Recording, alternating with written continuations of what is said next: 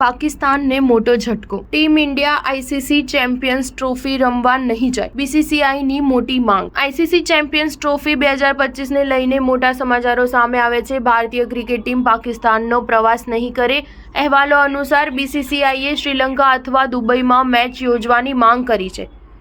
નોંધનીય છે કે ભારતીય સરહદ પર આતંકવાદી ગતિવિધિઓમાં પાકિસ્તાનની સતત સંડોવણીને કારણે પ્રથમ દ્વિપક્ષીય સિરીઝ બંધ છે। સરહદ પર સમયાંતરે તેના નાપાક ઇરાદાઓ સામે આવે છે, જ્યારે તેના રાજકારણીઓ આંતરરાષ્ટ્રીય સ્તરે ભારત વિરુદ્ધ આગ ભડકાવવાની હિંમત કરતા રહે છે। ઉલ્લેખનીય છે કે ચેમ્પિયન્સ ટ્રોફી 2025નું શેડ્યુલ હજુ જાહેર થયું નથી, પણ એક ટેન્ટેટિવ કાર્યક્રમની જાહેરાત કરાઈ છે। પાકિસ્તાન ક્રિકેટ બોર્ડે આઈસીસીને તારીખો અને સ્થળ સાથે પ્રસ્તાવિત ફિક્સચરની યાદી મોકલી છે।